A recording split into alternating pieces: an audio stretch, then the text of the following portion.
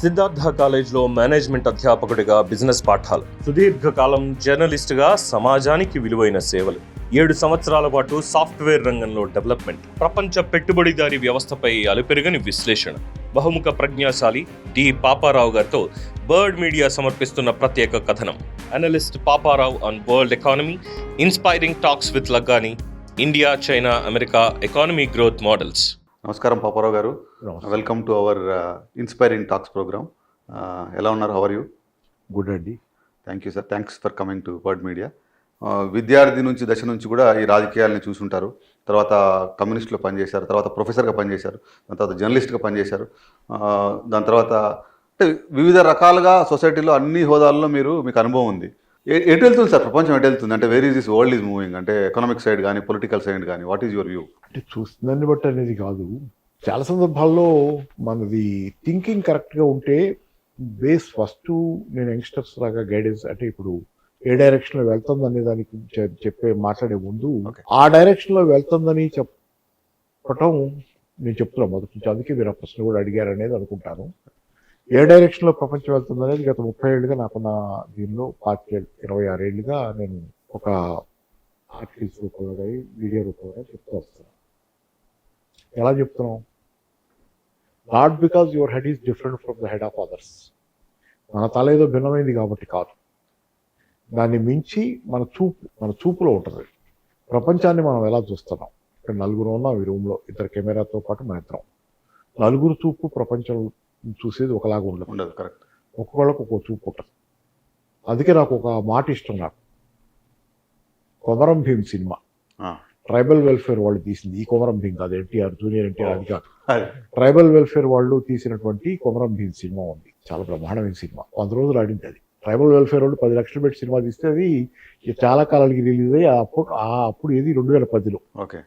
100 రోజులు ఆడిందంటే ఒక 10 లక్షలు పెట్టి తీసిన సినిమా. ట్రైబల్ వెల్ఫేర్ వాళ్ళు డాక్యుమెంటరీ లాగా తీస్తే అసలు మామూలు కథ కాదు కదా, ఎట్లా ఉంటుంది. దానిలో కొమరం భీములో ఆ సినిమాలో చాలా మంచి పాటలు ఉన్నాయి. కొమరం భీము సినిమాలో చాలా మంచి పాటలు ఉన్నాయి. దానిలో ఒక చరణం, ఒక మాట ఏంటంటే, చూపు నేర్పిన అమరుడా, ఓకే, వీరుడా, లేకపోతే చూపు నేర్పిన వీరుడా అని చెప్పి కొమరం భీము గురించి వాళ్ళ జాతి జనులు పాడుకుంటారు. అది ఇంపార్టెంట్. చూపు వాళ్ళందరికీ, మిగతా కొమరం భీముతో పాటు అక్కడ ఉన్న గిరిజనులందరికీ చూపు ఉంది, కానీ అతను ఎలా చూడాలో ఎట్లా నేర్పాడు. ఎందుకంటే అతనికి ఆ చూపు అనేది ఉంది. అందరం చూస్తాం ఒకటే దాన్ని. ఈ సమాజాన్ని నేనే కాదు, ప్రతి వాళ్ళని చూస్తాం. కానీ కొంతమంది దాని గురించిన డైరెక్షన్ ఎలా ఇవ్వగలమంటే, మన చూపుని మనం చిన్నప్పటి నుంచి గ్రూమ్ చేసుకుంటూ రావాలి. చూపు కూడా ఎలా చూడాలో కూడా, ఎలా ఆలోచించాలో కూడా నిత్యం ట్రైన్ అవ్వాలి. ఇప్పటికి కూడా అవసరమేంటి, నేనున్నాను. మరి చాలాసార్లు మనుషుల విషయాల్లో పొరపాటు పడతాను. కొంతవరకు ఎసెస్ చేస్తాం, అనుభవం మీద కొంత, చదువు మీద కొంత, కల్టివేట్ చేసుకున్న దాని మీద కొంత చేస్తాం, కానీ పొరపాటు పడతాం. పొరపాటు పట్టడం నుంచి నేర్చుకోవడానికి అప్పుడు ప్రయత్నం చేయాలి. That is a moment where you got an opportunity to learn. ఈ చూపు నేర్చుకోవటం ద్వారానే మనం ప్రపంచం ఎలా పోతుంది అనేది. దాంతోపాటు సబ్జెక్ట్ ఉండాలి, చదవాలి. Read a lot. మామూలుగానే చెప్తారు కదా, ఒక సబ్జెక్ట్లో మీరు కనుక ఎక్స్పర్ట్ కావాలంటే 10 ఏళ్ల స్టడీ ఉండాలనేది ఒక సైంటిఫిక్ 10 సంవత్సరాలు మీరు సబ్జెక్ట్ చదివితే అప్పుడు దీనిలో ఎక్స్పర్ట్ అవుతారు. 10 ఏళ్ళు మినిమం గెస్టేషన్ పీరియడ్ లాగా అది మామూలుగా ఉంది. సరే, మీరు అన్నటువంటి ప్రపంచం ఎట్టిపోతుంది ఇప్పుడు. సరే, నాకు పుస్తకాలు కూడా మీకు ఇక్కడ లేవు, కానీ నేను ప్రపంచం ఎట్టిపోతుంది అనే దగ్గర భారతదేశం గురించి కూడా రాసి కొద్దిగా ఉన్నాయి, వ్యాసాలు రాసి పుస్తకాలు చేశాను. అలాగే ప్రపంచం అంతటి గురించి, ముఖ్యంగా అమెరికా ఆర్థిక వ్యవస్థ, దానిలో ప్రపంచ ఆర్థిక వ్యవస్థలో అమెరికా, ఎందుకంటే కింగ్ పిన్ అదే. దాని గురించి రాసిన వ్యాసాలన్నీ 99 నుంచి రాసుకొస్తున్న వ్యాసాలు 4 పుస్తకాలు వేసుకొచ్చాను దఫాలుగా. 99 to 2003 ఒక పుస్తకం వేశాను. 2003 to 2007లో ఒక పుస్తకం వేశాను. 2007 to 12లో ఒక పుస్తకం వేశాను. 2012 to 24 పోయిన సంవత్సరం ఆగస్టులో ఇంకో పుస్తకం తెచ్చాను. ఈ లేటెస్ట్ వచ్చిన పుస్తకంలో వెనకాల పుస్తకాల ఆర్టికల్స్ కూడా క్యారీ చేయలేకపోయి అప్డేట్ చేసుకుంటూ వచ్చాం. చెప్పాలంటే టైటిల్స్ మారినాయి. టైటిల్ ఇప్పుడు లేటెస్ట్ బుక్ పేరు ఏంటంటే, మానవాళికి మహోదయం, అంతం కాదు ఆరంభం. సో వాట్ ఇట్ టెల్స్ అంటే, ఇప్పుడు ఏంటంటే, ఇప్పుడు మీరు అడిగిన ప్రపంచం ఏ దిశగా పోతుంది అనేది నా ఉద్దేశంలో చాలా కాలంగా, చాలా సంవత్సరాల నుంచి టీవీ ప్రోగ్రాముల దగ్గర నుంచి పేపర్లో రాసిన వ్యాసాల దిశలో ప్రపంచం చాలా పెద్ద సంక్షోభం దిశగా పోతుంది. కనపడుతుంది మనకి స్పష్టంగా. 99లో రాయటం మొదలుపెట్టినప్పుడు స్పష్టంగా చెప్పుకుంటూ వచ్చాను. ఆర్థిక సంక్షోభ దిశగా అమెరికా, ఇట్లాంటి వ్యాసాలు ఆ రోజు. తర్వాత ఒక్కొక్క అంటే దానిలో టాపిక్స్ రిపీట్ అయినట్టుంటాయి కానీ application of the concept repeat అవుతుంది. పుస్తకం ఎలా ఉంటుందంటే కాన్సెప్ట్ చాలా రిపీట్ అవు ఆ సబ్జెక్ట్ రిపీట్ అయినట్టు ఉంటుంది. అక్కడ ఏమవుతుందంటే ఒక్కొక్క కంటెక్స్ట్, అమెరికాలో జైళ్లు చాలా ఉన్నాయి, ప్రపంచంలో ఎక్కడా అంత జైళ్లు లేవు, అన్ని జైళ్లు లేవు. ప్రైవేట్ జైళ్లు ఉన్నాయి. వ్యాపారం ప్రైవేట్ జైళ్ళు వస్తే ఏమవుతుంది, అది ఒక వ్యాపారం అవుతుంది. అప్పుడు సాధ్యమైనంత మంది జైల్లో పెడితే మీకు గవర్నమెంట్ నుంచి ఎక్కువ డబ్బులు వస్తాయి.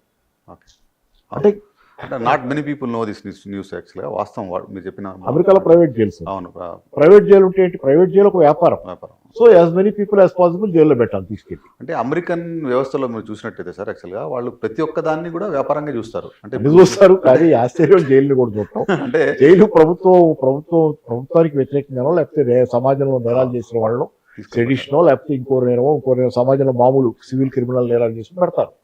అదే జైలు ప్రైవేట్లో పెట్టి ఎంతమంది అది వ్యాపారం అయిన తర్వాత నువ్వు పర్ హెడ్ ఎంత వస్తుంది నీకు కమిషన్, గవర్నమెంట్ నుంచి పర్ హెడ్ ఎంత అని గవర్నమెంట్ చెల్లిస్తారు అనుకోండి. ఫర్ ఎగ్జాంపుల్ ఒక ఖైదీ ఉన్నాడు, ఒక ఖైదీకి నెలకింత మెయింటెనెన్స్ గవర్నమెంట్ ఇస్తే దానిలో వీడు కష్టపెట్టి వీడు తింటాడు కదా, ఎంతమంది ఉంటే అతను తినొచ్చు, వాడు లాభం కదా. ఇలాంటి పరిస్థితి సార్ ఓవరాల్ ఏంటంటే ఈరోజు అమెరికన్ సిస్టమ్ పడిపోద్ది అనేది 99 నుంచి రాస్తున్నాను స్పష్టంగా. తర్వాత 2003, 2007 2 పుస్తకాలు అయ్యి మొదట 2008లో క్రైసిస్ వచ్చిందిగా. అవును. So it was vindicated. Then మళ్ళీ దాన్ని 2008లో క్రైసిస్ వచ్చి చాలా మంది ఎలా మాట్లాడుతున్నారంటే 2008 క్రైసిస్ అయిపోయింది, తగ్గిపోయింది, కంటిన్యూ అవుతుంది. ఇప్పుడు క్రైసిస్ వాళ్ళు వేరే చూస్తున్నారు. ఇప్పుడు దాన్ని కోవిడ్ వల్ల వచ్చిందంట. అవును సార్, అవును. అప్పుడేమో 2008లో క్రైసిస్ అన్నారు, తర్వాత దాన్ని తగ్గిపోయింది అన్నారు, మళ్ళీ ఇప్పుడు క్రైసిస్ వచ్చింది అంటున్నారు, ఎందుకంటే కోవిడ్ వల్ల అంటున్నారు. ఇదేం కాదు. కోవిడ్కి ముందు 2008 క్రైసిస్ ముందు నుంచే క్రైసిస్ ఉంది. ఆ మాటకు వస్తే 2008 క్రైసిస్ అనేది దాని పరాకాష్ట. ఆ తర్వాత దాన్ని పేపర్ మనీ మీద 2008లో అమెరికాలో క్రైసిస్ వచ్చినప్పుడు ఇంకేం చేయాలో తెలియక గవర్నమెంట్కి రియల్ ఎస్టేట్ పడిపోయింది. అవును సార్. ఇంకో రకమైన బతుకు తెరువు లేకుండా అయిపోయింది జనానికి. అప్పుడు ఆ ఎకానమీలో జనాలను ఎలా బతికించాలనే దాని మీద వాళ్ళు ఎకానమీలోకి మనీ పంప్ చేయడం మొదలుపెట్టారు. స్టిములస్ ప్రోగ్రామ్స్ అంటాం కదా, ఉద్దీపన పథకాలని తెలుగులో స్టిములస్ ప్రోగ్రామ్స్.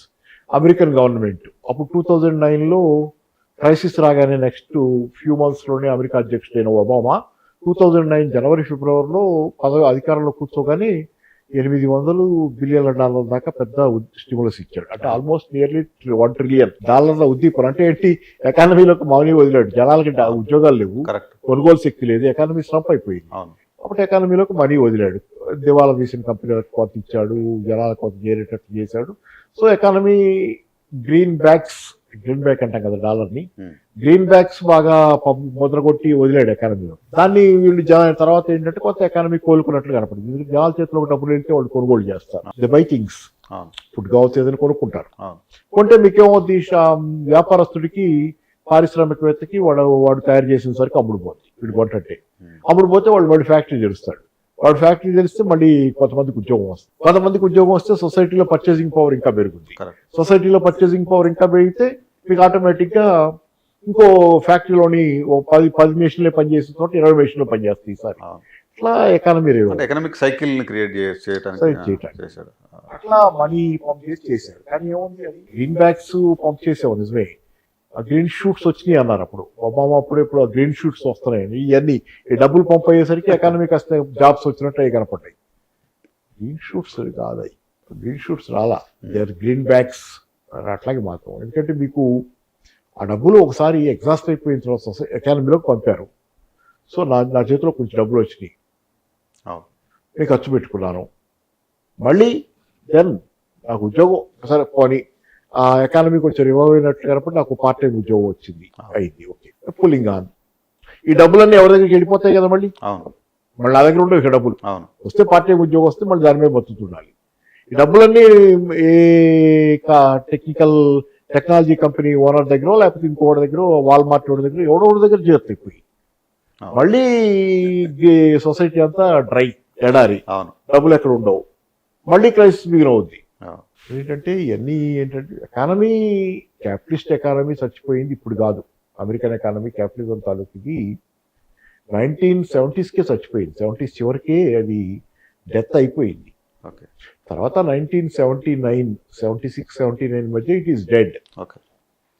80s నుంచి ఇప్పుడు దాకా రకరకాల బబుల్స్ తెచ్చారు, క్రెడిట్ బూమ్ తెచ్చారు, అప్పులు చేసి బతకడం నేర్పారు, క్రెడిట్ కార్డు తీసుకోవటం, అప్పులు చేయటం, దాని మీద బతికాము. అలాగే రకరకాల బబుల్స్, .com బబుల్ వచ్చింది ఇన్ఫాక్ట్ 90s లో. మీరు చెప్పినట్టు 99 నుంచి అంటే మేము వీఆర్ మిడ్ 70s బాన్, అంటే మేము కరెక్ట్గా మా కెరీర్ స్టార్ట్ అయినప్పుడు we have seen Y2K problem first, దాని తర్వాత .com బూమ్ వచ్చింది, దాని తర్వాత మిడ్ సైజ్ క్రైసిస్ వచ్చింది, దాని తర్వాత again we have seen ups and downs in market, complete different cycles చూసాం సార్. తర్వాత మొన్న మీరు చెప్పిన అంశం చూస్తే ఈవెన్ కోవిడ్ టైంలో కూడా ట్రంప్ అదే చేశాడుగా సేమ్, అంటే దే పంప్డ్ ఇన్. ఇప్పుడు $3 లక్షల కోట్ల కోవిడ్ టైంలో అమెరికన్ ఎకానమీలోకి పంప్ చేశాడు. పంప్ చేయడం మీరు చూడండి సార్, అంటే అక్కడ ఎకానమీలో కూడా, అంత అడ్వాన్స్ ఎకానమీలో కూడా అక్కడ కూడా చాలామంది ఇండియన్ కన్సల్టింగ్ కంపెనీస్ ఫేక్గా ఎంప్లాయీస్ని క్రియేట్ చేసి ఆ మనీని రూట్ చేసుకున్నారు.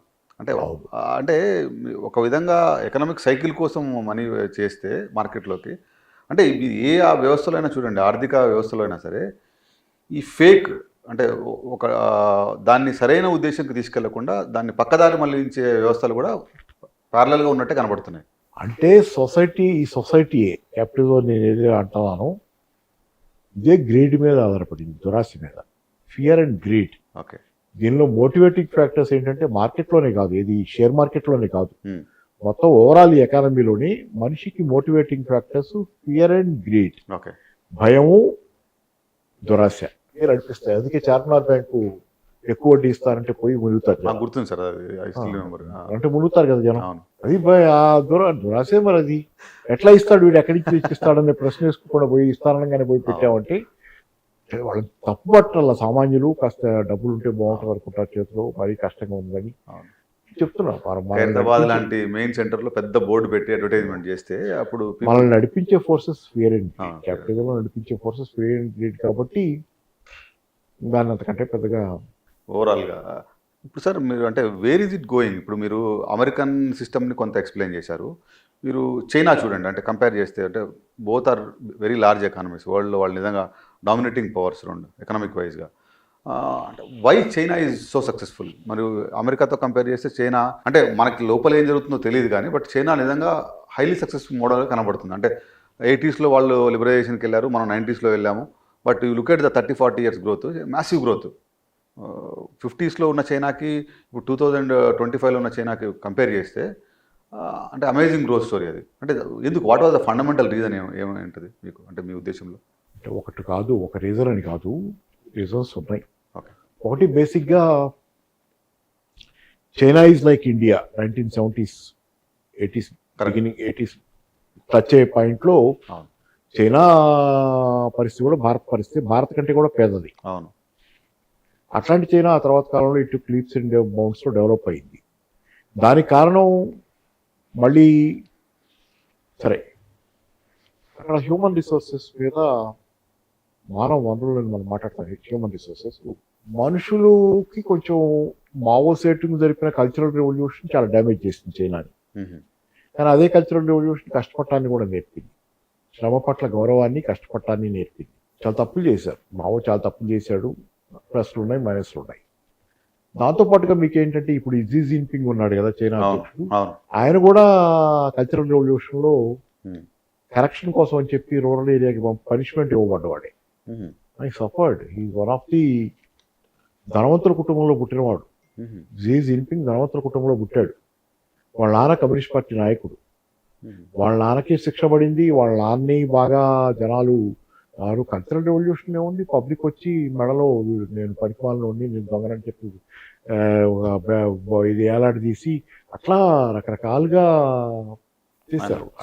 అట్లాంటివన్నీ పడ్డాడు వాళ్ళ నాన్న, అట్లాంటివన్నీ పడ్డాడు. కమ్యూనిస్ట్ పార్టీలో ఉండి కూడా వీడు సరైన కమ్యూనిస్ట్ కాదు, ఇళ్ల లోపాలు ఉన్నాయన్నట్లు అట్లా జనాల చేతిలో బాగా టార్చర్ అయినోడు. రెండో పక్కన మీకు జీ జిన్పింగ్ కూడా రూరల్ అయిపోయి ఎక్కడో రిమోట్ ఏరియాలో అక్కడ అట్లా పోయి ఉన్నాడు.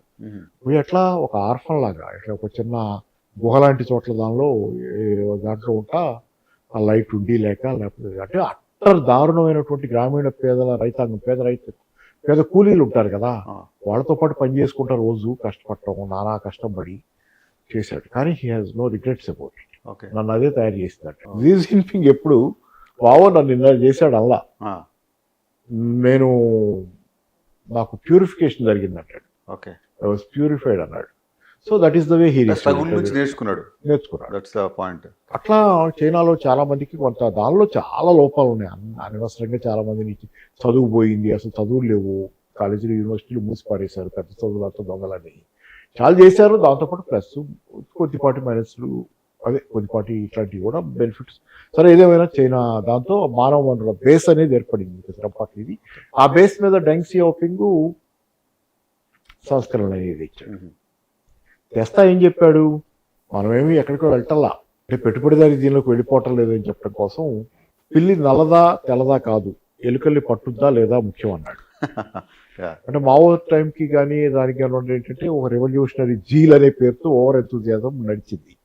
దానిలో వాళ్ళు ఇదేంటంటే రెడ్ బుక్ అని మావోది సూక్తుల పుస్తకం, ఇట్లా మార్క్సిజం కమ్యూనిజం మేడ్ సింప్లిఫైడ్ లాగా నడిచింది. అది ఒక రకమైన ఆవేశపూరితమైన వాతావరణం. దానిలో డెంగ్ ఏం చెప్పాడంటే పిల్లి నల్లదా తెల్లదా అంటే ఎరుపు రంగు ఉంటేనే కాదు, ప్రధానికి ఎరుపు రంగు మూసుకుని పోకర్లా, అంతిమ లక్ష్యం సోషలిజాన్ని సాధించడం. నల్లదా తెల్లదా కాదు, ఎలుకలు మట్టం అంటే క్యాపిటలిజాన్ని ఓడించడం. మీరు రంగులు కబుర్లు ఇవన్నీ అవసరం లేదా, పెద్ద పెద్ద మాటలు వాడక్కర్లేదు, విప్లవ పద్యాలు వాడకుండానే విప్లవాత్మకమైన మార్పు తెస్తే మంచిది కదా అనేది. దాంతోపాటు ఇంకో మాట కూడా అన్నాడు, hide your strength and bide your time అన్నాడు. నీ బలాన్ని దాచుకో, సమయం కోసం వేచి చూడాలి. చైనా చాలా క్లియర్ గా 2008 దాకా కూడా మనకి ఇంత ఎదుగుతుందని చాలా మందికి తెలియదు. అవును, ట్రూ సార్. సడన్ గా పంజాబ్ ఇప్పింది. అవును. కాబట్టి మా డెంగ్ సియాఓపింగ్ అనే వ్యక్తి అత్యద్భుతమైన మార్గదర్శకత్వంలో ఇక్కడికి వచ్చింది. ఇక్కడ ఏంటంటే చైనాకున్న స్ట్రెంత్ ఏంటంటే, ఇప్పుడు మామూలు మీరు అడిగిన ప్రశ్నలో చైనాలో మార్కెట్ ఉంది, కానీ చైనాలో గవర్నమెంట్ రోల్ పెద్దది. పాశ్చాత్య దేశాలన్నీ, అమెరికా లాంటి దేశాలు, బ్రిటన్, వీళ్ళంతా కూడా చైనాని విమర్శించేది ఏంటంటే ఇంకా పబ్లిక్ సెక్టర్ యూనిట్స్ అంటే స్టేట్ సెక్టర్ యూనిట్స్ లాంటి బలంగా ఉంటాం, గవర్నమెంట్ పాత్ర అంత ఉంటాం, అదంతా తప్పన్నట్టు వాళ్ళు నిరంతరం విమర్శిస్తారు. చైనా పందా మార్చుకోవాలి. అసలు అమెరికన్లో ఎక్స్పెక్ట్ చేసింది కూడా చైనాకి, అప్పుడు చైనాలో పరిశ్రమలు పెట్టినప్పుడు తీసుకెళ్లి వాళ్ళ ఇండస్ట్రీ మొత్తం చైనాకి తరలిపోయింది కదా, చైనాకి చాలా సాయం చేశారు. చైనా కంటే రకరకాల రూపాల్లో వాళ్ళు చాలా బృందాలు చైనా పర్యటించినాయి కదా, అమెరికా బృందాలు. కిసింగర్ వెళ్ళాడు, హెన్రీ కిసింగర్ వెళ్ళాడు. చాలా అప్పటి నుంచి ఇప్పుడు ఈ మధ్య కాలం దాకా 2008 దాకా 8 ముందు దాకా చాలా పెద్ద ఎత్తున చైనాతో అమెరికాకి సంబంధాలు ఉన్నాయి. ఎందుకున్నాయి?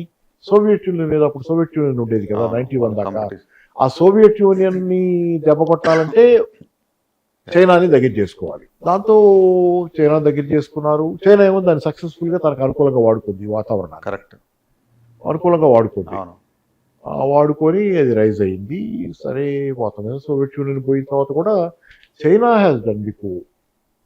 చైనా రిఫార్మ్స్ అని చేస్తుంది, కానీ అదే టైంలో తియానమెన్ స్క్వేర్ మిస్గైడెడ్ యూత్, వాళ్ళు చెడ్డవాళ్ళని నేను అన్ను కానీ మిస్గైడెడ్ యూత్ ఆ రోజు. అది ఇప్పుడు చైనా మొత్తం అనుకునేది అదే నాకు తెలిసి. అయితే మిస్గైడెడ్ యూత్ వాళ్ళు ఏదో ప్రజాస్వామ్యం అది రిఫార్మ్స్ అనగానే వచ్చేస్తే స్వేచ్ఛలు ప్రజాస్వామ్యం అని చెప్పి మామూలు అమెరికాలో ప్రజాస్వామ్యం టైప్లో చేపోయారు. దాన్ని కొంత వాళ్ళు సరే దానిలో చచ్చిపోయారు, ఎంతమంది చచ్చిపోయారు అంతమంది చచ్చిపోయారు ఒక మీడియా చెప్పుద్ది. చైనీస్ మీడియా అయితే అదేమి లేదా, చైనీస్ మీడియా డైరెక్ట్ దాని విషయం పెద్ద ప్రస్తావించరు. కానీ చైనాలో ఇప్పుడు దాన్ని తలుచుకునేవాడు ఎవరు లేడు. తియానమెన్ చాలా స్వల్పం. చైనా ఎంత అభివృద్ధి చెందింది, తియానమెన్ స్క్వేర్ కనుక విజయవంతం అవుతారో చైనా ఇక్కడ ఉండేది కదా, నాశనం అయిపోయేది. అంటే ఇప్పుడు మనం వాట్ ఈస్ దట్, ఇప్పుడు మన దేశాన్ని చూస్తే సార్, అంటే చైనీస్ నుంచి మనం నేర్చుకోవడానికి ఏమైనా ఉంటాయా, అంటే బెస్ట్ ప్రాక్టీస్ ఎవరైనా ఇప్పుడు? ఎందుకంటే ఇప్పుడు Americans are trying to learn from China కదా. ఇప్పుడు అసలు అమెరికాకి చైనాకి పోటీలో జరిగింది ఏంటి? China government led economy. Okay, government leading a decentralized economy. There is a centralized government but it is highly decentralize. China గురించి చాలా మందికి మిస్అండర్స్టాండింగ్ ఏంటంటే చైనాలో అంతా కేంద్ర ప్రభుత్వం, జీ జిన్పింగ్ ఎంత అని. నో, చైనాలో రాష్ట్రాలు కానీ స్థానిక ప్రావిన్సెస్ కానీ మున్సిపాలిటీలు కానీ ఎంత పవర్స్ వాళ్ళ దగ్గర ఎక్కువ డబ్బులు ఉంటాయండి, చాలా డబ్బులు ఉంటాయి. వాళ్ళు US also similar model sir, వాళ్ళకు కూడా అంటే వాళ్ళ ఫెడరల్ సిస్టమ్ లో కూడా very decentralised model. China very decentralised. ఇట్లా బాగా డెవలప్ అయింది చైనా. డెవలప్ అవటం దాంతో పాటు సెంట్రలైజ్డ్ గైడెన్స్, డైరెక్షన్ ఇచ్చేది. వాళ్ళు వ్యూహాత్మకంగా అద్భుతమైనటువంటి ఫిలాసఫీ ఉంది చైనా దగ్గర. చైనా ట్రెడిషనల్ కల్చర్లోనే చాలా అద్భుతమైనటువంటి యాంబిగ్విటీని వాడుకోగలరు వాళ్ళు. యాంబిగ్విటీని వాడుకొని వాళ్ళకి వెస్ట్రన్ కల్చర్లో లేని ఏంటంటే ఆపోజిట్స్ ని కలగలుపుకొని పోగలిగిన శక్తి వెస్ట్రన్ కల్చర్లో లేదు. దేర్ ఇస్ ఎక్స్క్లూజనరీ ఇది ఉంటుంది. ఇది ఉంటే అది ఉండకూడదు, అది బ్లాక్ అండ్ వైట్ థింకింగ్ ఉంటుంది. వీళ్ళలో గ్రే షేడ్స్ కూడా ఉంటాయి చైనీస్ లో. ఇట్లా వాళ్ళు కొంచెం మనం ఈస్టర్న్ కల్చర్లోనే అది ఉంది. ఈస్టర్న్ కల్చర్లోనే ఏంటంటే కొంత ఎమాల్గమ్ ఆఫ్ మెనీ ఎమోషన్స్ కానీ మెనీ థాట్ కానీ క్యారీ చేయగలదు. ఈస్టర్న్ కల్చర్లో ఆ సంక్లిష్టతని తనతో పొదిగి పట్టుకుని తీసుకెళ్ళగలిగే ఇది ఉంది, చైనాలో కూడా ఉంది. ఒక సామెత ఉంది చైనా గురించి, చైనా సామెత ఏంటంటే ఈ సంస్కరణలు చేసినప్పుడు అమెరికా వాళ్ళని ఎట్లా మభ్యపెట్టారు, మారిపోయారు అనుకున్నారు. వాళ్ళు ఏమనుకున్నారంటే అమెరికా సాయం చేస్తున్నప్పుడు ఇట్లా సాయం అంటే వాళ్ళకి పుణ్యానికి చేయాల, వీళ్ళకి కూడా లాభాలు వచ్చినాయి కదా, వీళ్ళ కంపెనీలకు కూడా అక్కడ పరిశ్రమలు చీప్ లేబర్ కదా, పుణ్యానికి ఏం చేయాలి. కానీ చేసేటప్పుడు వాళ్ళు చెప్పుకున్న లాజిక్ ఏంటంటే బాగా అభివృద్ధి చెందితే చైనా కూడా మళ్ళాగే మారిపోద్ది, క్యాపిటలిజం అయిపోద్ది, కమ్యూనిజం అదే పోద్దిలే, లిబరల్ కంట్రీ అయిపోద్ది అని వాళ్ళు మొదలు పెట్టారు. తీరా చూస్తే అది కాల 2008 సంక్షోభం తర్వాత జెండా బయటికి తీసింది, దాచిపెట్టింది జెండా. ఆ తర్వాత తిట్టుకుంటూ పుస్తకాలు రాసుకున్నారు, గొడవ చేస్తున్నారు. ఆ పుస్తకం ఉదాహరణకి ఎవరైనా చదివేది, ఇప్పుడు వెంటనే మిత్రులకు కూడా అందరికీ చెప్పేది ఏంటంటే ద 100 Year Marathon అనే పుస్తకం చాలా ఇంపార్టెంట్ పుస్తకం. పిల్స్బరీ, నాకు గుర్తున్నది పిల్స్బరీ. అతను అమెరికా తరఫున రాయబారిగా హెన్రీ కిస్సింగర్తో కలిసి, హెన్రీ కిస్సింగర్ అప్పటికే పెద్దవాడు 80లో, ఇతను యంగ్స్టర్ ఐక్యరాజ్య సమితిలో పనిచేసేవాడు, యుఎన్ఓలో పనిచేసేవాడు అమెరికా తరఫున. ఇతన్ని కూడా తన టీంలో పెట్టుకున్నాడు హెన్రీ కిస్సింగర్. కాబట్టి అప్పటి నుంచి కూడా మొదటి నుంచి కూడా చైనా తిరిగాడు ఈ కుర్రాడు కూడా, పిల్స్బరీ అనే కుర్రాడు. తిరిగి చైనాతో సంబంధాల్లో చైనా గురించి ఇన్సైడ్ అవుట్ బాగా మొత్తం ఏం జరిగిన చరిత్ర అంతా తెలుసు. చివరికి ఆఖరికి 2018 ప్రాంతంలో అనుకుంటే పుస్తకం రాసుకున్నాడు, 17 ప్రాంతంలో ద 100 Year Marathon అని. అయిపోయాం, 100 సంవత్సరాల ప్లాన్ వేసుకుని చైనా వాళ్ళు మనల్ని కొట్టేశారు. 1949లో చైనాలో విప్లవం జరిగింది. 2049కి వాళ్ళు మొత్తం 100 సంవత్సరాలు స్కెచ్ చేసి ఈ స్కెచ్ లో మనల్ని ముగించేశారు. ఆ పుస్తకం రాసుకున్నాడు. దానిలో ఒక తోట అంటాడు, చైనా వాళ్ళు చేసింది మనం కళ్ళ ముందే చేస్తున్నారు వాళ్ళన్నీ, కానీ మనమే కళ్ళు తెరిచి చూడలేదని చెప్తా అంటాడు. Crossing the sea and deceiving the sky, ఆ సామెత చైనీస్ సామెత. Crossing the sea and deceiving the sky, సముద్రాన్ని దాటుతుంటే మనం ఆకాశాన్ని కనపడతాం కదా, కానీ పట్టపగలు ఎవడన్నా దొంగతనం చేస్తున్నాడు ఎట్లా ఉంటుందంటే ఇది, పట్టపగలు ఎవడన్నా రోడ్డు మీద జేబు లాక్కుంటున్నాడు అనుకోండి, ఎవరికి అర్థం కాదు, ఏదో ప్రాంక్ అనుకుంటా. అలా అయిపోయింది. కాదు ఇప్పుడైతే ప్రాంక్ అనుకుంటారు, మామూలుగానైనా అర్థం కాదు మనకు అసలు. మామూలుగా ఏంటంటే ఏదో జరుగుతుంది అనుకుంటాం, కానీ అది పెద్ద దొంగతనం అది జరుగుతుంది. అంటే ఓపెన్ గా బహిరంగంగా ఒక నేరం చేస్తే అది నేరం కాకపోతే ఇంకోటి అయినా సరే బాగా దాన్ని ఏమన్నా తెలియదు, కానీ చేస్తే జనానికి అర్థం కాదు. చైనా చేసింది అదే, ఓపెన్ గా చేసింది, చేయదలుచుకుంది మొత్తం ఓపెన్ గానే వాళ్ళ కళ్ళ ముందే ఎదిగింది, ఓపెన్ గా అన్ని చెప్పారు. Hide your strength bide your time అన్నాడు, జంగ్ సియోపింగ్, పిల్లి నల్లదా తెల్లదా కాదన్నాడు, ఇన్ని విన్నారు కానీ వాళ్ళకి అర్థం కాదు. అదే కాదు, చైనా ఎడ్యుకేషన్ సిస్టమ్ కూడా వాళ్ళు ఎప్పుడు మార్చుకోవాలి. చైనా ఎడ్యుకేషన్ సిస్టమ్ లో అమెరికాతో స్నేహం చేస్తున్నారు, అమెరికన్ ఇండస్ట్రీ తీసుకుంటున్నారు, అమెరికన్ జాబ్స్ వస్తున్నాయి వాళ్ళకి అమెరికా కంపెనీల్లో. వాళ్ళ ఎడ్యుకేషనల్ సిస్టమ్ లో మాత్రం అమెరికా సామ్రాజ్యవాద దేశం అంటే అన్ని మామూలు పద్ధతిలోనే, మావో తర్వాత మావో కాలంలో ఉన్నటువంటి పద్ధతిలోనే వాళ్ళ ఎడ్యుకేషన్ మొత్తం యాంటీ జపనీస్, జపాన్ ఆక్యుపై చేసుకుంది కదా, దాంతో anti colonial, anti Japanese, anti American, anti imperialist, ఇదే కథ నడిపారు వాళ్ళు. ఇది ఆఖరికి నేను చదివాను, ఫైనాన్షియల్ టైమ్స్ లో చదివాను 2010 ప్రాంతంలో. నేను ఆ లైబ్రరీకి వెళ్ళేటప్పుడు 2019 ప్రాంతంలో బ్రిటిష్ కౌన్సిల్ లో వెళ్ళినప్పుడు ఫైనాన్షియల్ టైమ్స్ లో అయితే, ఫైనాన్షియల్ టైమ్స్ లో ఏం రాశాయంటే, ఏం చెప్తున్నాను, ఇది అమెరికన్ చైనీస్ సిస్టమ్, చైనీస్ ఇది వాళ్ళు 2001 కోట్ చేశాడు ఫైనాన్షియల్ టైమ్స్ లో. అప్పుడు వరల్డ్ ట్రేడ్ సెంటర్ బిల్డింగ్ మీద దాడి జరిగింది కదా, దాని గురించి చైనా పత్రికలు చేసిన కామెంట్ ఏంటో తెలుసా, రక్తం బాకీ తీరింది. టెర్రరిస్టులు సపోర్ట్ గా రక్తం బాకీ తీరింది, అమెరికాకి ఎక్కువ అన్నట్టు రాశారు. ఇంత రాసుకుంటున్నారు వాళ్ళ పత్రికలు ఓపెన్ గా, అమెరికా వాడు చూడాల. అంటే యాక్చువల్ గా తాలిబాన్ వాళ్ళు క్రియేట్ చేసిందే కాబట్టి చాలా మంది ఆ పర్స్పెక్ట్ లో చూశారు అన్నట్టు, కానీ కాదు. మన పక్కనే ఉండి వాళ్ళ పుస్తకాలు ఈ రకంగా చెబుతా, వాళ్ళ పేపర్లు ఈ రకంగా రాసుకుంటుంటే 2001లో కదా అది, 2008లో కలిసి వచ్చింది. తర్వాత చైనా ఓపెన్ అప్ అయిన తర్వాత బయటకు వచ్చింది. అంటే వాళ్ళ పనాలు ఓపెన్ గానే చేస్తున్నారు అన్ని. కానీ ఏం చేసేవాళ్ళు అంటే, వీళ్ళు అమెరికా నుంచి ఎవరైనా డెలిగేషన్స్ వెళ్ళి అక్కడ పర్యటన డిప్లొమాట్ లో లేకపోతే మెయిన్ బిజినెస్ వాళ్ళు వెళ్తే ఒకటి పక్కన చేరేవాడు, అమెరికా చైనా కమ్యూనిస్ట్ పార్టీ వాడు అయి ఉంటాడు మామూలుగా. ఇప్పుడు పక్కన చేరి మా దేశం అయిపోయింది, ఇది ఎప్పుడైనా పడిపోద్ది ఇట్లా చెబుతుండేవాడు. కావాలండి డిసీవింగ్ ద స్కై స్కై ఆ మోడల్. ఇదంతా పడిపోద్ది, మా పరిస్థితి బాగాలేదని చెబుతుండేవాడు. ఓహో స్ట్రాటజీ. ఈ రకంగా అసలు ఒక దేశం కాదు, అది ఒక మెషిన్ లో బోల్ట్ లాగా పనిచేశారు జనం కూడా అలాగే. అవునండి అవును. పెద్ద అది ఎవరికి కోటాను కోట్ల మంది ఒకే మాట మీద ఇట్లా మోటం అంటే అది మామూలు దేశం కాదు కదా. నేను యాక్చువల్గా నేను ఐ వర్క్ సరే, అమెరికా జరిగింది ఏంటంటే ఇక్కడ మీకు సెంట్రల్ గవర్నమెంట్ గైడెన్స్ లో ఇది అమెరికా ఏమో మొత్తం మార్కెట్ వదిలేసింది. 1979 ఆ ప్రాంతానికి అమెరికాలో ఆ క్రైసిస్ వస్తుందని చెప్పి అప్పటికే వచ్చిందని చెప్పారు కదా. ఆ టైంలోనే అమెరికాలో రోనాల్డ్ రేగన్ అధికారంలోకి వచ్చాడు. అవును. దానికి కొద్దిగా ముందు బ్రిటన్ లో మార్గరెట్ థాచర్ వచ్చింది. వీళ్ళ విధానాలు ఏంటి, ఇప్పుడు మనం నడుస్తున్న నియో లిబరల్ పాలసీస్ అని మనం అంటున్న రిఫార్మ్స్ అనేది అంటున్నాము, లిబరలైజేషన్, ప్రైవేటైజేషన్, గ్లోబలైజేషన్ వాళ్ళు తెచ్చారు. తెచ్చి అప్పటిదాకా బ్రిటన్ లో అమెరికాలో ఉన్న వెల్ఫేర్ స్టేట్ ని కూల్చేశారు. కూల్చేసి మార్కెట్ ఎకానమీ అన్నారు, ఫుల్ ఫ్లెడ్జ్డ్ మార్కెట్ ఎకానమీ. సామాన్య జనానికి సంక్షేమం చేయొద్దు, వెల్ఫేర్ కట్ చేయండి, వెల్ఫేర్ కనుక ఇస్తే మామూలు జనాలు సోమరిపోతులు అవుతారు, కాబట్టి వెల్ఫేర్ కట్ చేసి ఆ వెల్ఫేర్ డబ్బులు తీసుకెళ్లి క్యాపిటలిస్ట్కి ఇవ్వండి, ఇండస్ట్రీస్కి ఇవ్వండి, వాడు పెట్టుబడి పెడితే వీళ్ళకి ఉద్యోగాలు వస్తాయి, సోమరిపోతులు అవ్వరు, పని చేసుకుని పోతుంది. కరెక్ట్. ఇట్లా రివర్స్ చేశారు విధానం. వెల్ఫేర్ స్టేట్ అంతా కూలగొట్టి మామూలు జనం దగ్గర బాగుంటే వ్యవస్థ బాగుంటుంది అనేది కూలగొట్టి, పైవాడు బాగుంటే కింద వాడు బాగుంటాడు, వ్యవస్థ బాగుంటుంది అనేది తెచ్చారు. అది ఇప్పుడు దాని నడిచింది. అల్టిమేట్ గా that is going it a very big crisis. America సంక్షోభంలో పడిపోయింది. అమెరికా గవర్నమెంట్ అన్ని ప్రైవేటైజ్ చేసేసారు, ఇక లేవు ప్రైవేటైజ్ చేయడానికి. ఇందాకే నేను చెప్పి జైలే ప్రైవేటైజ్ అయ్యాక ఆ దేశంలో గవర్నమెంట్ చేతిలో ఏముంది, గుర్తిగా అంతే ఉంటాడు అమెరికా అధ్యక్షుడు అప్పుడు మాట్లాడటానికి. He is also a pawn in the hands of the ఒక సెక్షన్ ఆఫ్ ఇండస్ట్రీస్ట్లకి, క్యాపిటలిస్ట్కి అతను పాన్ అవుతాడు. వీడని ఇంకో సెక్షన్కి అవుతాడు పాను. గల్లాబీకి ఒకళ్ళైతే ఇంకో లాబీకి ఇంకోళ్ళు అవుతారు. అంటే అమెరికన్ పొలిటికల్ సిస్టంలో సార్ యాక్చువల్ చాలా మంది తెలియని విషయం ఏంటంటే, నేను అక్కడ అప్లైడ్ పాలిటిక్స్ చదువుకున్నా కాబట్టి చూశాను.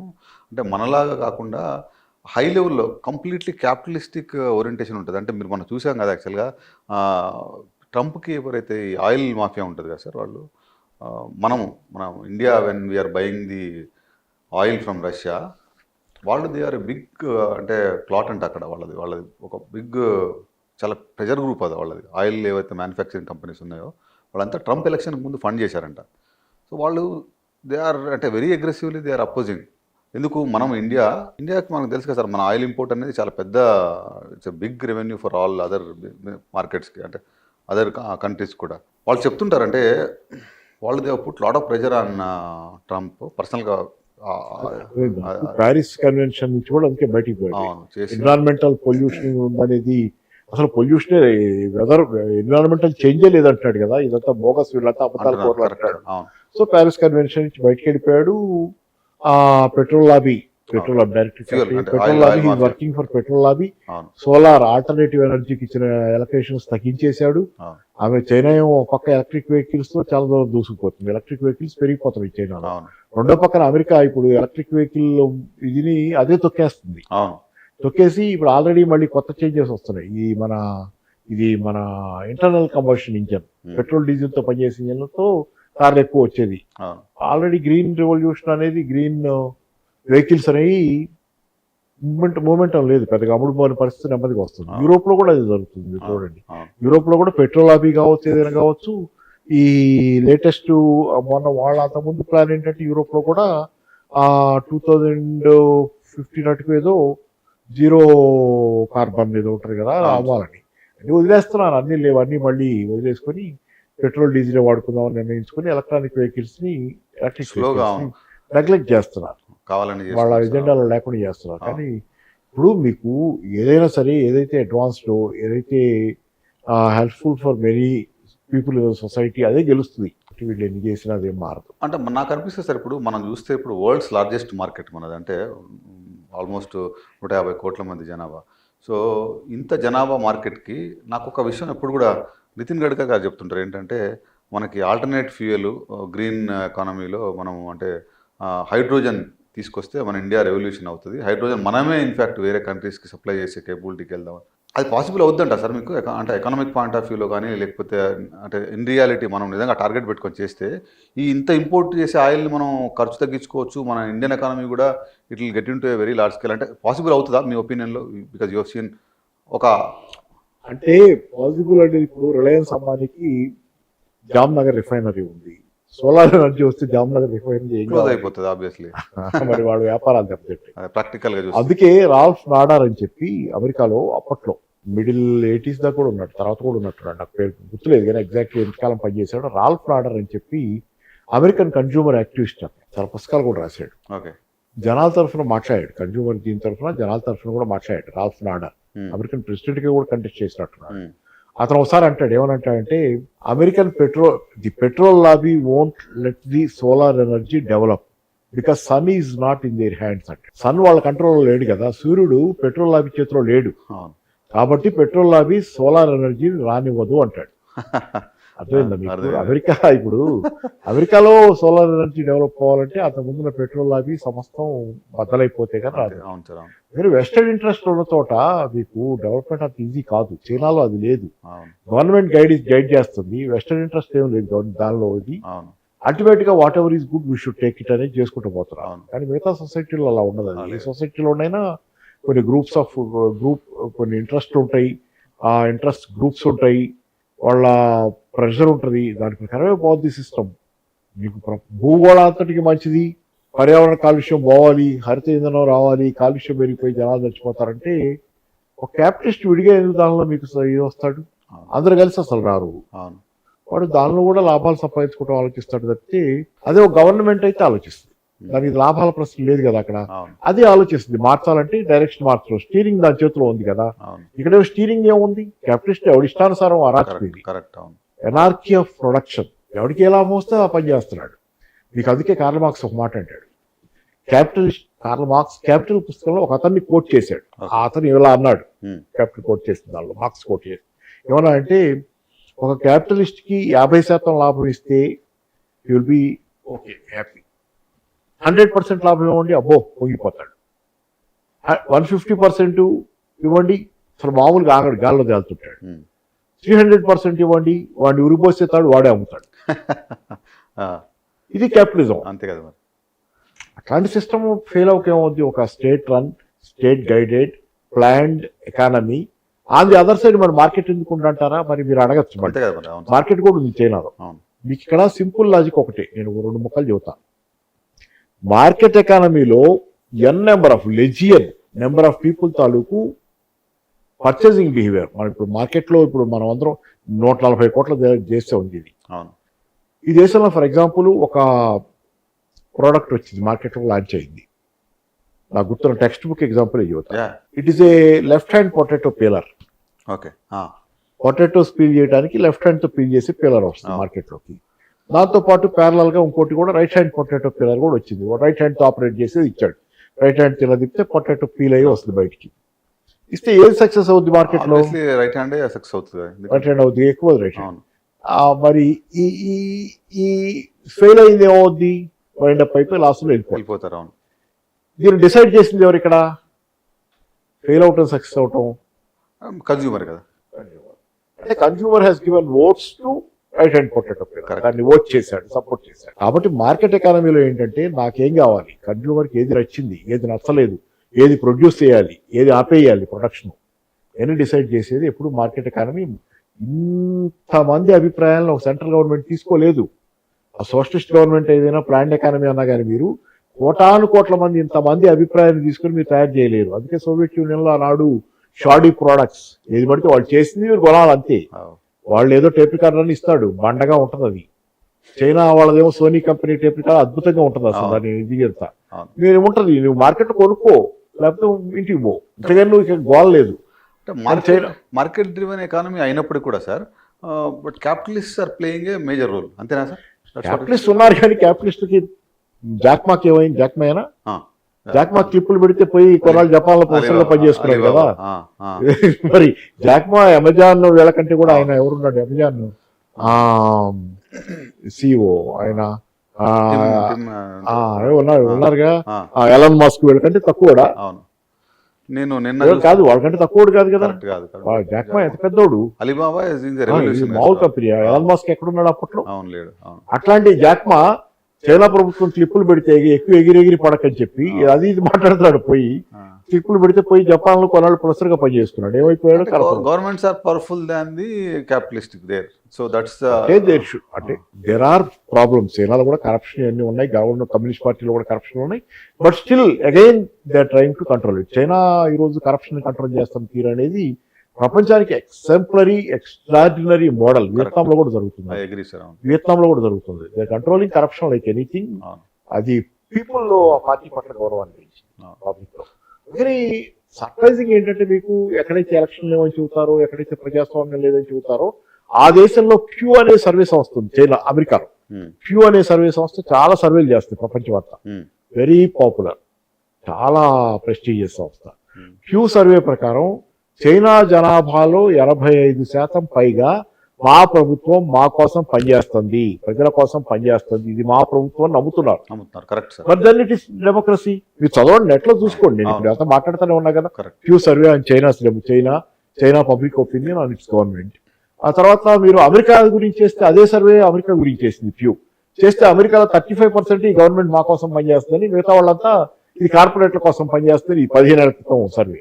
ఇప్పుడు ఇంకా తగ్గిపోయి ఉంటారు జనం. మన దగ్గర చేశారు సార్, ఏముంటుంది చేస్తారు. మన ఈ మధ్య కూడా వచ్చింది, రకరకాల సర్వేలు వచ్చింది భారతదేశం గురించి కూడా. ఏంటంటే మనం ప్రజాస్వామ్యం అనగానే ఓటేయటం, ఓటింగ్ ఉండాలి, ప్రజల భాగస్వామ్యం ఉండాలి, శాంతియుత పద్ధతుల్లో ప్రజల ప్రభుత్వాలు నిర్ణయించబడాలి, ఎవరు పాలించాలని అన్ని ఉండాలి, మంచిదే. కానీ అమెరికాది ఇప్పుడు American money is guiding American corporate money అమెరికాని మేనిఫెస్ట్. ఎందుకంటే మీడియా, నోమ్ చామ్స్కీ బ్రహ్మాండమైన పుస్తకం ఉంది కదా. Noam Chomsky is the #1 living intellectual on this planet. ఈ భూగోళం మీద ఉన్న #1 జీనియస్ ఎవరంటే Noam Chomsky. Noam Chomsky manufacturing consent అనే పుస్తకం రాశాడు. ఈ వ్యవస్థలో మీ అభిప్రాయాల్ని మీరు ఏర్పరచుకునేలో మీరు స్వతంత్రం ఏర్పరచుకున్నాను అనుకుంటారు, కానీ ఈ వ్యవస్థ మిమ్మల్ని ఎలా ఉక్కు గ్రిప్ లో పెట్టి మీ అభిప్రాయాల్ని, మీ ఆలోచనల్ని ఎలా ఉండాలో అది ఎలా నిర్ణయిస్తుందని చెబుతాడు. అమెరికన్ సిస్టమ్ మొత్తం అది ఉంటుంది, ఫ్రీడమ్. కానీ ఆ ఫ్రీడమ్ మీకు వాడుకోవడానికి కావాలంటే అది పైనుంచి ఆ మీడియా ఇచ్చే కన్సంప్షన్ ఉంటుంది. 4-5 సంస్థలు ఉంటాయి, ఫాక్స్ ఒకటి, CNN ఇంకోటి. ఈ సంస్థలు చెప్పిందే మీకు నిజం. టైమ్, న్యూయార్క్ టైమ్స్ చెప్పింది, లేకపోతే ఇంకోటి చెప్పింది నిజం. బియాండ్ దట్ నిజమే ఉండదు అక్కడ. ఏంటంటే ఆ సంస్థలు మాత్రం ఏం చెబుతాయి, ఒకళ్ళు డెమోక్రాట్లు చెబుతారు, ఒకళ్ళు రిపబ్లికన్ చెబుతారు. అక్కడ కూడా కొంత షేడ్స్ తేడా ఉంటాయి. అల్టిమేట్ గా బేసిక్స్ దగ్గరికి ఎవరు బారు. కానీ ఒకటి మాత్రం వాస్తవం సార్, నేను చూశాను పర్టికులర్గా మన మీడియాకి అమెరికన్ మీడియాకి కొంత డిఫరెన్స్ ఉంటుంది. మన మీడియా ఏంటంటే మరీ అంటే కంప్లీట్ బయాస్ ఉంటుంది సార్. అంటే మరి సాఫిస్టికేటెడ్ పీపుల్ కదా, దే ఆర్. అంటే నేను ఒక మాట అంటాను, నేషనల్ జియోగ్రఫిక్ పత్రిక ఉంది కదా, కాస్ట్లీ పత్రిక, చాలా గ్లోబల్ గా చాలా వర్క్ ఖర్చు పెట్టి వాళ్ళు తెస్తారు, ఖర్చు పెడతారు చాలా. ఈ మ్యాటర్ గ్యాదర్ చేయడానికి కూడా వాళ్ళ రిపోర్టర్ ఎవరో ఒక అతను ఒక మాట అన్నాడు, వాళ్ళకి రాస్తాడు ఆర్టికల్స్ రాసి, ఫీచర్స్ రాసే అతను. నేను సంవత్సరానికి 2 రాస్తాను నేషనల్ జియోగ్రఫిక్ పత్రిక, 2 ఆర్టికల్స్ రాసుకుంటా, ప్రపంచం అంతా తిరిగి 2 ఆర్టికల్స్ రాసుకుంటా. దానిలో ఒకటి నా అవసరాలకి, రెండోది నాకు లగ్జరీస్ కంటే. అంటే 2 ఆర్టికల్స్ లో వాళ్ళు living his life for whole year. Imagine how rich వాళ్ళు. అలాంటి వాళ్ళు ఎక్కువ సాఫిస్టికేటెడ్ ఉంటారు. భారతదేశానికి పనికిరారు వాళ్ళు. భారతదేశానికి ఇక్కడ ఎక్కువ చదువుకున్న వాళ్ళు పనికొచ్చే దేశం పరిస్థితి. దేశం తప్పంటారా మనం, ఇంకా చాలా ప్రిమిటివ్ పరిస్థితుల్లోనే ఆర్థికంగా చాలా ఎక్కింగ్ అవుట్ ఆఫ్ ఎ లివింగ్ అంటాం కదా. ఎలాగోలా బేర్ మినిమం లో బతికే జనాలు ఇంకా ఉన్న దేశంలో మీరు ఎక్కువ చదువుకుంటే, ఎక్కువ కల్చర్డ్ అయితే కనుక చాలా ప్రాబ్లమ్స్ ఉంటాయి. మీరు జనాలతో కలవలేరు. Fully agree with you. చాలా ప్రాబ్లం ఉంటుంది. పిచ్చోళ్ళుగా చూస్తారు సార్ కొంచెం ఎక్కువ. అంటే వాళ్ళు ఏం చేస్తారు, మనం చెప్పే సొల్యూషన్ వాడికి పనికిరాదు, జీవితంలో వాడికి ఉపయోగపడదు. మనం ఎక్కడ గాల్లో ఉంటాము, గాల్లోంచి వాడి సొల్యూషన్స్ చెబుతుంటాము. పిచ్చోళ్ళు లెక్క చూడక ఏం చూస్తాడు, వాడి పరిస్థితి వేడు, వాడి ఇవన్నీ చాలా ఉంటాయి. మనం గ్రౌండ్ లెవెల్లో మనిషిని, అంటే ఆన్ గ్రౌండ్ రియాలిటీస్ వేరున్నాయి, బుకిష్ కూడా వేరుంది. ఒక్కోసారి రౌడీలు అంటారు కొంతమందిని.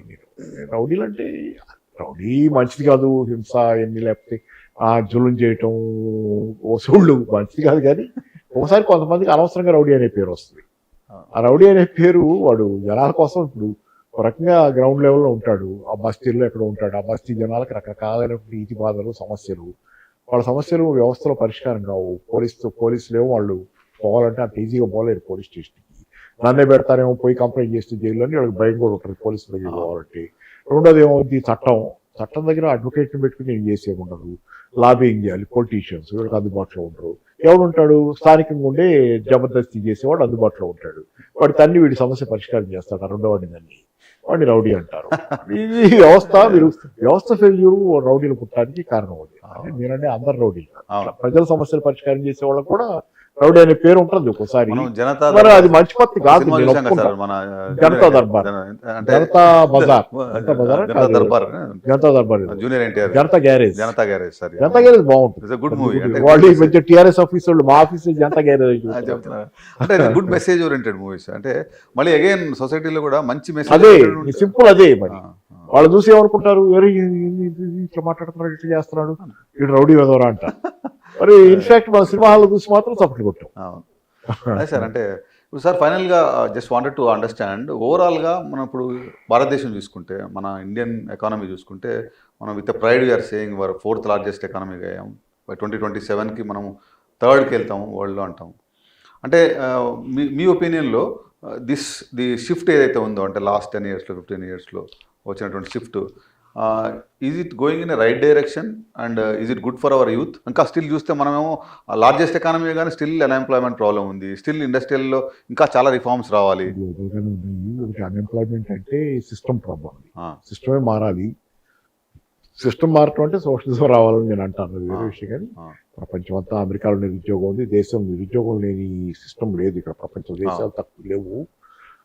దానికి చాలా మార్పులు జరగాలి. బేసిక్గా ఇప్పుడు ఎజెండా అదే. రైట్ నౌ ఎజెండా ఎవరికైనా రాజకీయ నాయకుడికి పూర్తి స్థాయిలో ప్రజలందరికీ ఉపాధి కల్పించి యూత్ని ఎంగేజ్ చేయగలగాలంటే సిస్టమ్ మారాలి. సరే, ఇప్పుడు మన టాపిక్ ఇమీడియట్ కాదు కాబట్టి ఈ అమెరికన్ సిస్టమ్ మీరు అడిగింది అదే కదా. అంటే ఇండియన్ ఎకానమీకి వస్తే నేను ఒకటే, దీనిలో కొన్ని సక్సెస్లు ఉన్నాయి, కొన్ని ఫెయిల్యూర్లు ఉన్నాయి.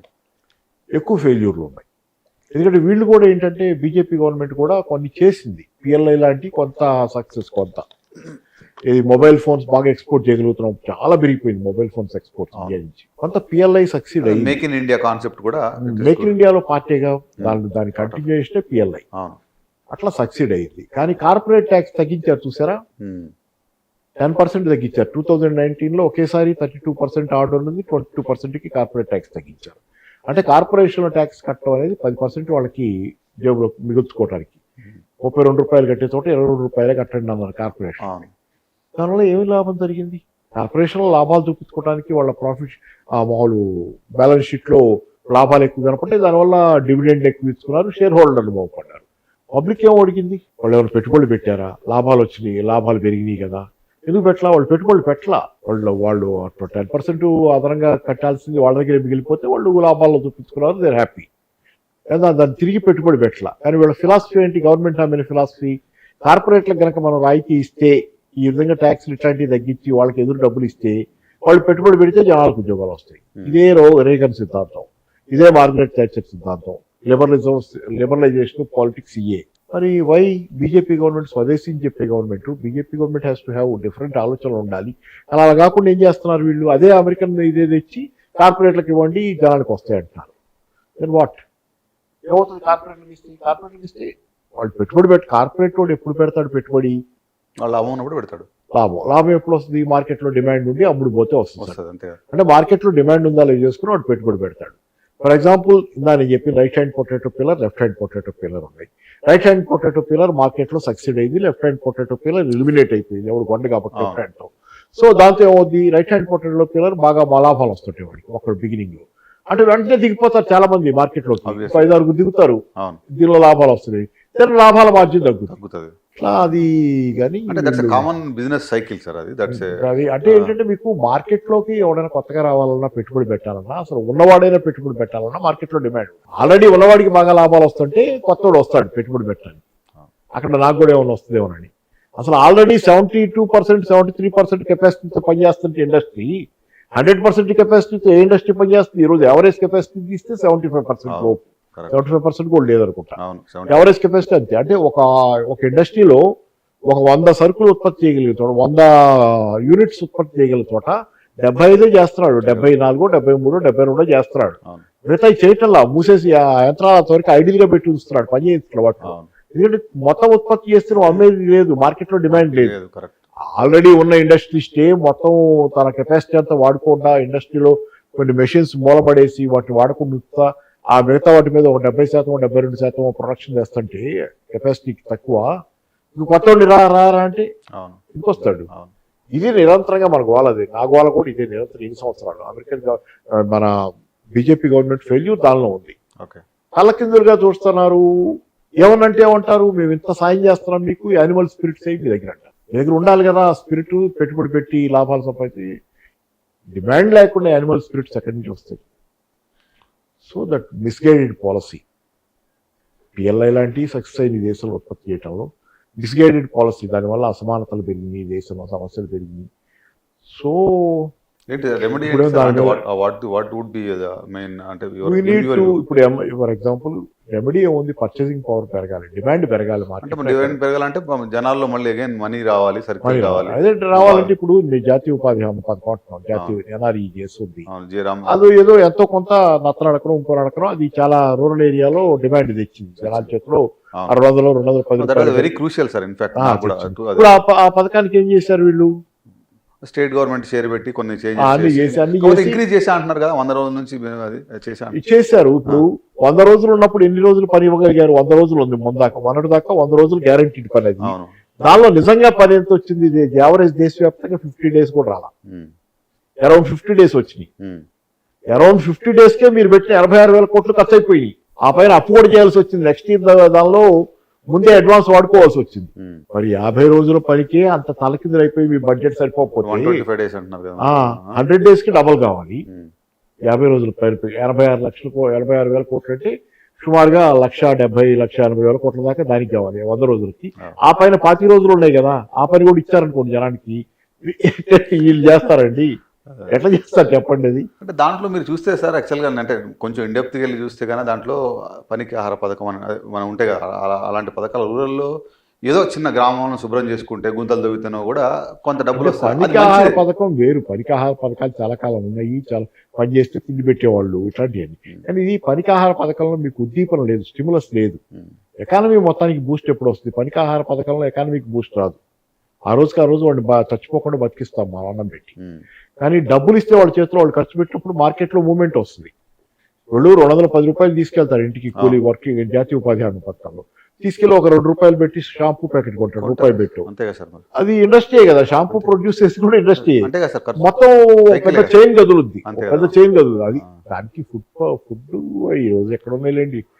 వర్క్ ఫర్ వర్క్ అనేది ఇప్పుడు ఈ రోజు ఇప్పుడు ఫ్రీబీస్ ప్రకారం నీకు రేషన్ వస్తుందా వస్తున్నాయి. ఇప్పుడు ఆ ఫ్రీబీస్ అనే మాటే ఒక అంటే మాట కాదు. ఫ్రీబీస్ అని జనాన్ని ఇన్సల్ట్ చేసే బదులు మరి కార్పొరేట్ వాళ్ళు కొట్టేస్తుందంతా. కార్పొరేట్ వాళ్ళకు రైట్ ఆఫ్ చేస్తారు, ఎంబీస్ అయ్యి కార్పొరేట్ వాళ్ళకు కార్పొరేట్ ట్యాక్స్ తగ్గిస్తారు. ఎన్నెన్నో కార్పొరేట్ ఎదురెదురు చేస్తున్నారు మీరు. దానికి ఏ పేరు ఉండదు, చక్కగా ఎవడు మాట్లాడు, ఎవడికి దాని పట్ల ఏమి ఉండదు. ఏనుగులు పోయే కంటలు వదిలేసి ఎలకలు పోయే కంటలు పట్టుకుంటే ఏమవుతుంది? జనాలకి 8 లక్షలు కొట్టిస్తున్నారు మీరు మొత్తం మీద ఇన్ని పథకాల్లో. కార్పొరేట్లకు ఎంత వదిలేస్తున్నారు? అది వదిలేసి ఇది పట్టుకుంటే అదే ఈ రూలేషన్ రావాలి ఇండియా లాంటి ఎకానమీలో వస్తే. అంటే we need to have a different policy రావాలి. ప్రజలు కూడా ఆలోచించాలి, జనాలు కూడా ఆలోచించాలి. జనాల్లో ఆలోచనలో మార్పు వస్తే అది ఒత్తిడిగా మారుద్ది. ఆ ఒత్తిడిగా మారినప్పుడు విధానాలు మారే అవకాశం వస్తుంది. Where do you see finally sir one point, where do you see that America is going? అంటే America is headed towards a collapse. అంటే as an economy it will collapse and there will be a lot of suffering and readjustment. American economy బాగా readjust అవ్వాల్సింది వస్తుంది. చాలా మారుతుంది American economy, ఇప్పుడులాగా ఉండదు కొంతకాలానికి. అది మారితే తప్పితే సర్వైవల్ లేదు కాబట్టి అనివార్యంగా it is heading towards a collapse. 38-37 లక్షల కోట్ల డాలర్ల అప్పున్న దేశం ఇంకెక్కడ కొత్తగా అప్పు చేయాలంటే కొత్తగా అప్పు పుట్టే పరిస్థితి లేదు. ఉన్న డాలర్ బలమే దాని మీద బతుకుతుంది. డాలర్ని అందరూ వదిలేసే పరిస్థితి వస్తుంది ప్రపంచంలో. ఇక బెదిరించి బతుకుతుంది. ఇప్పుడు డాలర్ వదిలేస్తే అది చేస్తాను, బ్రిక్స్ కరెన్సీ పెడితే ఇది చేస్తాను. ఆయిల్ ట్రాన్సాక్షన్స్ డాలర్ లో జరగకపోతే అక్కడ నుంచి స్టార్ట్ అవుతుంది. అదే బ్రిక్స్ కరెన్సీ పెడితే ఇది చేస్తాను, మిమ్మల్ని పొడిచి పారేస్తానని చెప్పి ఎందుకు మాట్లాడుతున్నా అంటే భయం, డాలర్కి ఏమైపోతుందో అని చెప్పి డాలర్ని కంటికి రెప్పలా కాపాడుకోవాల్సిన దుస్థితి అది. డాలర్కి బలం పోయింది అయిపోయి. So BRICS currency do see the reality అవుతుంది అంటారా? బ్రిక్స్ కరెన్సీ లాంటివి వస్తే అంటే డెఫినెట్ గా ఇట్స్ గుడ్ అనిపిస్తుంది నాకు కూడా. అంటే ఒక అకాడమిషియన్ చూద్దాం. ఆల్రెడీ వీళ్ళు ట్రేడ్ చేసుకుంటారు కదా, రష్యాతో ఇండియా ట్రేడ్ చేస్తుంది, రూపాయల్లో చేసుకుంటుంది.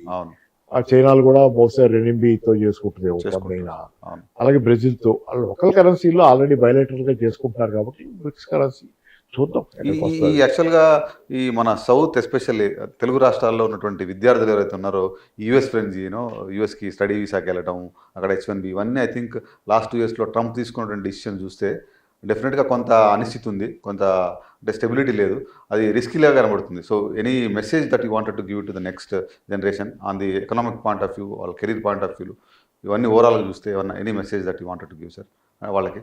అంటే నేను చాలా నెగటివ్ గా చెబుతున్నానని ఎవరు అనుకోకపోతే ఉన్నమాట చెప్పడం ఉన్నమాట చెప్పాలి సార్. ఉంది కదా, నిజం నిష్ఠూరంగా ఉంటుంది అనేది. అవును. This a lost generation unless you take charge of your life, okay, take charge of your future, you cannot be saved. ఈ లోస్ట్ జనరేషన్ అనే పేరు నేను పెట్టలా వీళ్ళకి. అమెరికా యూత్కి, ధనిక దేశాల యూత్ అన్నిటికీ కలిపి ఒక 20 ఏళ్ల నుంచి చలామణిలో ఉన్న పేరు. ఈ తరానికి భవిష్యత్తు లేదు. ఎందుకంటే ఈ తరం వాళ్ళు స్వతగా మాత్రం ఇప్పుడు ఈ తరం వాళ్ళు 20 ఏళ్ల వయసులో జాబ్లోకి వస్తే, 22 ఏళ్ల వయసులో జాబ్లోకి వస్తే, ఆ తర్వాత 10 ఏళ్లలోపే గతంలో మా ఏజ్ ఉన్న వాళ్ళు అయితే ఇల్లు కొనేసుకునేవాళ్ళు, 10 ఏళ్లలోపు ఇల్లు కొనుక్కునేవాళ్ళు, సెట్ అయిపోయేవాళ్ళు. కానీ ఈ తరం ఎంతకాలం పనిచేసిన ఇల్లు కొనటం అనేది రిమోట్. అందుకని అవన్నీ చేతకాక పెళ్లి కూడా చేసుకోవటం మానేసి బొటాబొటి బతుకుతున్నారు.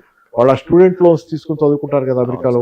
స్టూడెంట్ లోన్స్ తీర్చే స్తోమత కూడా లేదు ఇప్పుడు. స్టూడెంట్ లోన్స్ ఆల్రెడీ బ్యాంక్రప్సీ తీసుకెళ్తారు, తీర్చలేక ఎన్పిఎస్ పెరిగిపోతారు. స్టూడెంట్ లోన్ క్రైసిస్ లో ఉంది. వాళ్ళ లోనే తీర్చలేకపోతే ఇంకోటి జీవితంలో సెటిల్ అయ్యేది అక్కడ తల్లిదండ్రుల దగ్గరే ఉంటున్నారు. బయటికి పోతే ఎట్లా బతుకుతారు? ఇంట్లోనే ఉంటున్నారు, చిన్న పనులు చేసుకుని కాస్త డబ్బులు తీసుకుని అమ్మానాతో ఉంటున్నారు, పెళ్లిళ్ళు చేసుకోవట్లా. What is this generation? Lost generation. కాకపోతే ప్రపంచం అంతా ధనిక దేశాల్లో యూత్ పరిస్థితి ఇప్పుడు భారతదేశానికి కూడా అది వచ్చేసింది. అవును సార్. భారతదేశానికి lost generation. Where is the future? ఎంతమంది గవర్నమెంట్ జాబ్స్ ఉంటాయి? గవర్నమెంట్ జాబ్స్ కూడా అనౌన్స్ అవుతాయి, వాటితో అవ్వదు కదా. So many people, so much of young. 65 ఈ దేశ జనాభాలో 65% యంగ్స్టర్స్. ఏది వాళ్ళ భవిష్యత్తు? So lost generation. వాళ్ళే నేపాల్ రోడ్ల మీదకి వచ్చారు, వాళ్ళే శ్రీలంకలో రోడ్ల మీదకి వచ్చారు, వాళ్ళే బంగ్లాదేశ్లో రోడ్ల మీదకి వచ్చారు. ఇట్లా జరుగుతున్నాయి. ఈ దేశంలో జరగకూడదని కోరుకుందాం కానీ సరే, అది వేరే విషయం. దాంతోపాటు నేను అనేది ఏంటంటే ఒక సంక్షోభం ఉంది ప్రపంచవ్యాప్తంగా. దానికి సరైన పరిష్కారం కనుక్కోకుండా మనం జపం చేస్తా కూర్చొని అది జరగకూడదు ఇది జరగకూడదు అనుకుంటే కష్టం. సరైన పరిష్కారం దిశగా వెంటనే మేధోమందనం అనేది భారతదేశంలో కూడా రాజకీయ నాయకులు అందరూ కలిసి కూర్చొని దాని గురించి పెద్ద ఎత్తున చర్చించారు. ఆ కల్చర్ లేదు మనకి. అనవసరమైన మాటలు చాలా మాట్లాడతారు కానీ అవసరమైన చర్చలు చేయటం లేదు. So we need to talk a lot, discuss a lot, debate a lot, think a lot. దారి ఏంటనేది ఒక కన్సెన్సస్ కావాలి మనకు కూడా. వీళ్ళని మీరు చెప్పినట్టు అబ్సల్యూట్లీ. అందుకే ఈ జనరేషన్ నిలియన్స్ అంటున్నారు. నిలియన్స్ అంటే వాళ్ళ బ్యాంక్ అకౌంట్లు కూడా నిల్లు ఉంటాయంట. అంటే whatever they are spending. డెఫినెట్గా అయితే కొంత యువతలో ఇప్పుడు మార్పు కూడా కనపడుతుంది సార్. ఏంటంటే ఎడ్యుకేషన్ సిస్టంలో ఈ స్టార్టప్ కల్చర్ అనేది ఒకటి వచ్చింది. ఏంటంటే ప్రభుత్వాలు యాక్చువల్గా సెంట్రల్ గవర్నమెంట్ కానీ స్టేట్ గవర్నమెంట్ కానీ కొంత ఫండ్ క్రియేట్ చేసి ఎంప్లాయీ స్టార్టప్ మార్కెట్ లో డిమాండ్ లేకపోతే స్టార్టప్ మాత్రం. అంటే మనం కన్వెన్షనల్ స్టార్టప్ మూతపడుతున్నాయి. స్టార్టప్ చాలా ఫ్యూ స్టార్టప్స్ సర్వైవ్. అంటే కన్వెన్షనల్ బిజినెస్ మోడల్లోకి రావాలి సార్ ఎప్పుడైనా సార్. నేనేం చెప్తానంటే నేను కన్వెన్షనల్ ఇవన్నీ ఉంది కానీ డిమాండ్ లేదు మార్కెట్ లో. రెండోది వాళ్ళు ఎంచుకున్న ఐడియాకి మార్కెటబిలిటీ లేకపోవచ్చు, లేకపోతే అది ఇదవకపోవచ్చు. సో చాలా ఉంటాయి, దానిలో ఒకటే ఉంది. కానీ అంటే ప్రజల అంటే నేనేమంటున్నానంటే సార్, యూత్లో కూడా ఆ ఓరియంటేషన్ మారాలి. ఎట్లా అంటే నేను ప్రతి ఒక్కళ్ళకి మన ఫ్యామిలీస్ కూడా ఏం చెప్తాయంటే ఉద్యోగం ఉంటే బెటర్, ఎవరి దగ్గర ఉద్యోగం చేస్తే బెటర్ అని కాకుండా నువ్వే ఒక 10 మందికి ఉద్యోగం. ఇది చెప్పడానికి ఇది మోసకారి నినాదం. అది అంతేంటారా? పచ్చి మోసకారి నినాదం. అసలు ఉద్యోగాలు ఇవ్వటం చేతకాని వ్యవస్థ. నేను నీకు ఉద్యోగం నువ్వే 10 మందికి వచ్చి అవుతుంది. ఉబ్బేసి నాశనం చేయటం జనాన్ని. అసలు అంత మార్కెట్ లో డిమాండ్ ఉండి వీడు పెడితే వీడు అమ్ముకుంటే అన్ని కొనేవాడు ఉంటే అక్కడ. ఇప్పుడు అట్లాగే సార్ మన 150 కోట్ల జనాభా ఉన్నటువంటి మన కంట్రీలో, ఇంత పెద్ద లార్జెస్ట్ మార్కెట్లో మినిమం కన్వెన్షనల్ బిజినెస్ లో కూడా ఏదో ఒక పని చేసి ఏదో ఒక వ్యాపారం చేసి సంపాదించుకోవచ్చు. ఇప్పుడు అంతా ఎలా బతుకుతున్నారు? తోపుడు బండి దోసుకుని ఇప్పుడు బిఏ చదువుకుని తోపుడు బండి మీద బాబుకునేవాడు కూడా బతుకుతున్నట్టే కదా. వాడి అర్హతలు, వాడి క్వాలిఫికేషన్స్ దాని ప్రకారం లేవు. జాబ్స్ క్రైసిస్ ఉంది, దేశంలో కూడా ఉంది. సమస్యలు ఉన్నాయి, అన్ని చోట్ల ఉన్నట్టే ఇక్కడ కూడా ఉన్నాయి. సమస్యలు ఉన్నాయి, చాలా ఉన్నాయి. అన్ని దేశాల్లో ఉన్నట్టు అన్ని చోట్ల ఉన్నట్టే మనకు కూడా సమస్యలు ఉన్నాయి.